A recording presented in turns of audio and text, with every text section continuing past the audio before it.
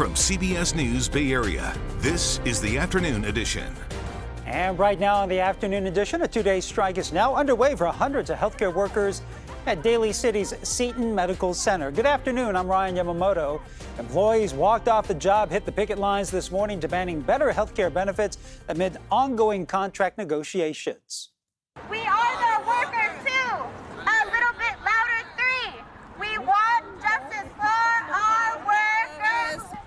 And workers say the hospital's new health plan does not work for them. They say it's either pay thousands of dollars to keep their access to doctors or change to this new plan, which workers say makes it incredibly difficult to find doctors or hospitals that will take this insurance. We should have health care everywhere. We work for a hospital, and the workers are not getting proper health care. What does that say about the hospital? Hospital plan does not provide adequate amount of physicians for our plan. Some people have not been able to locate physicians or any kind of specialists. The paid plan, they do not accept our insurance here. I have been trying to get an MRI myself, and I have been unable to get authorization for that. In a statement, Seton Hospital says, we're disappointed with the union's decision to walk off the job in the middle of our negotiations at the expense of patient care.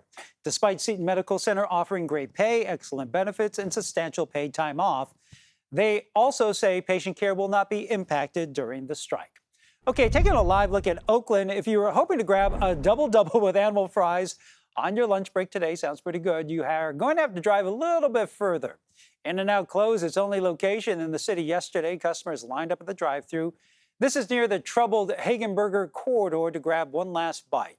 It is the first time the burger chain has ever closed a store in its 75-year history. It's bitter. It's a real bitter moment. There's a lot of employees that gathered here today, because being that Oakland is a high place of crime, it has increased extremely over the years. This is the main spot after games, but then again, that goes back to Oakland losing everybody up, Raiders, the A's, it's just sad to see a lot of things shut down in the town.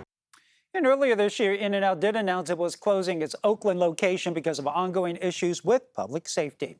And by the way, Oakland is getting a new police chief. Floyd Mitchell, former leader of the Lubbock Texas Police Department, will face the city's crime problem on day one.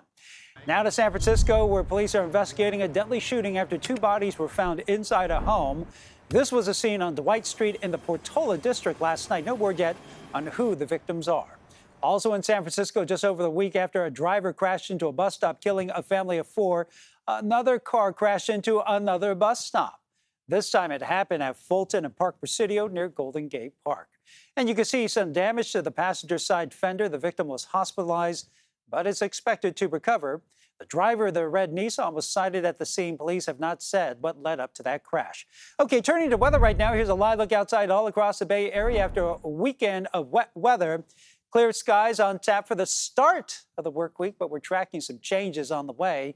Let's get a sneak peek with our first alert forecast with meteorologist Darren Peck.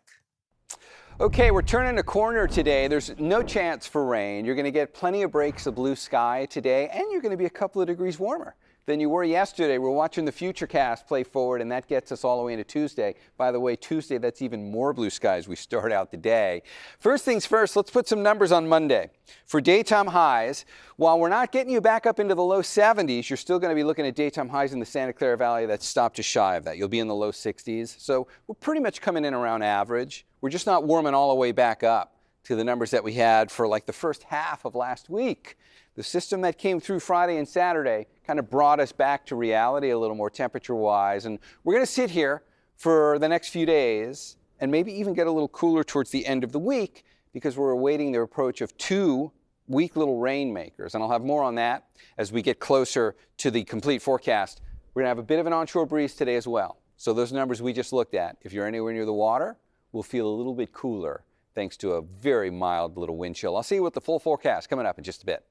Well, former President Donald Trump has twin legal woes playing out in New York courts today. One is connected to hush money payments made to a former adult film star, but the other gives him a bit of reprieve in the bond amount and its due date. Jared Hill has more from outside the courthouse.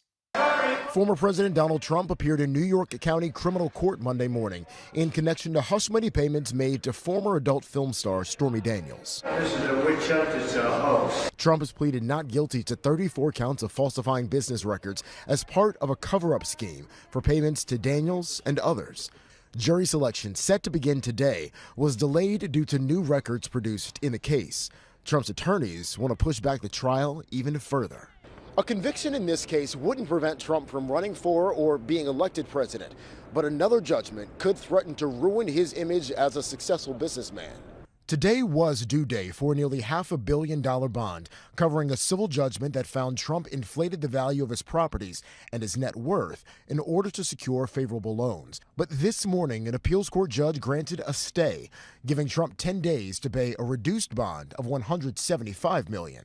The Attorney General had said she was ready to act if bond wasn't posted. We will ask the judge to seize his assets.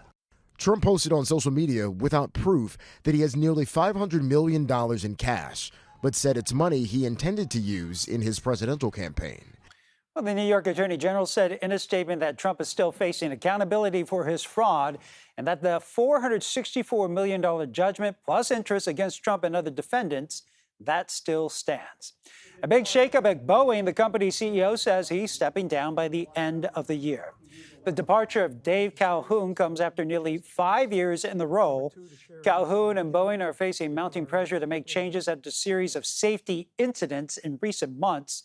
Most recently, a door plug flew out of a side of an Alaska Airlines 737 MAX jet in January. The problems have led to multiple groundings for safety issues and more than $31 billion in losses.